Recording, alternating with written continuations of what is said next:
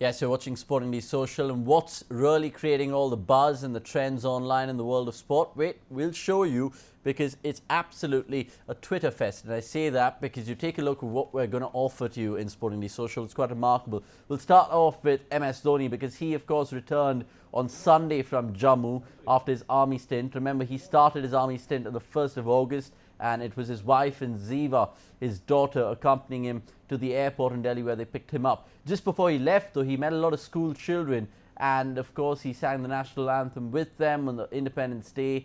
And, of course, did play cricket too in the Valley, but not professionally, just for the heck of it. But well done, MS Dhoni. Really salute him. And I mean that with all the puns which are floating around. Right, moving on to West Indies next, and Antigua to be more specific, because Brian Lara is absolutely brilliant as a cricketer, but he's also absolutely brilliant as, guess what, as a host, because he threw a lavish party by the looks of it to Team India before their test series. Here Shikhar Dhawan is posting on Instagram saying, lefty or lefty ka ultimate combo. Can't disagree with that. Gabbar and Lara, what a pair they would have made if they ever battled together. But this was Lara's grand feast for Team India.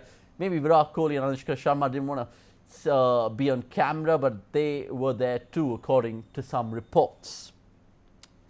Moving on next, and we're sticking with cricket, is Sourav Ganguly has had his take on the Ashes and appreciates it by the looks of things. The Ashes series have kept Test cricket alive, up to the rest of the world to raise their standards, which is such a vital point, because if you've been following the Ashes like we've just been showing you in India Ahead as well, it's been dramatic, it's been thrilling, and not something that you expect with Test cricket, which really glues you to your television sets back home.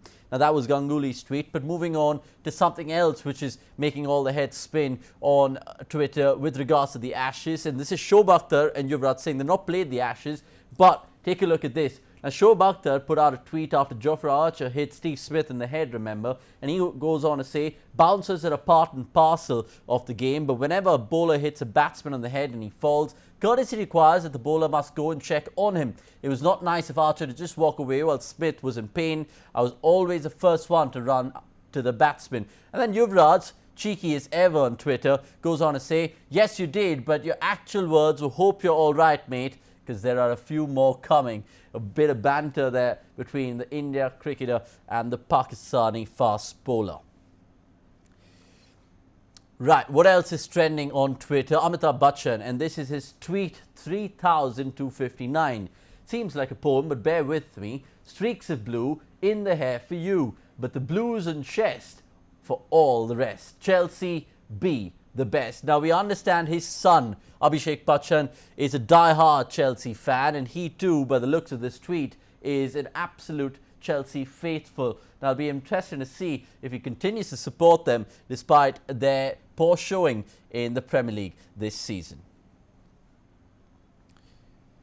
Right, next up, let's show you some table tennis, and this comes from Pongfinity. And if you're not wondering what they are, they're absolutely cool. They're the best page to follow on Instagram, if you ask me, because they put out video content for us to take and show you all like this. Now take a look at this. Two people playing across the other table while the other ones kind of emulate them, and it's pretty cool to watch because the synchronization needed in table tennis just generally is remarkable. But what these guys are doing is just mind-blowing, to say the least.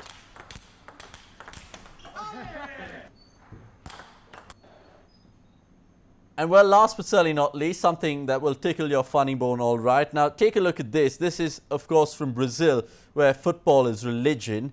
And there was a hold-up in one of the league games in Rio de Janeiro. And I say that because look at the bees. It was all in the corner flags of the football match. Now, they needed some sort of guidance from the outside of the field to get the bees out, because the players, of course, are not going to take a chance. They had to call security and beekeepers, believe it or not, which is quite strange to imagine, because eventually the job didn't work. They kind of got the flag back on, but they had to simply take it off because the bees were reluctant. And you know those bees around in South America, you simply can't get rid of them. And we have video footage to really prove our point.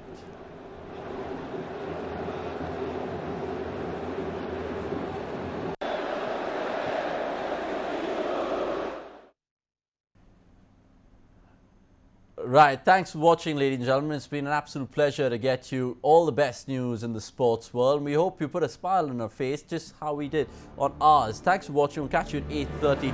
But right now, it's time to say goodbye. Keep watching India Ahead for all the news and updates.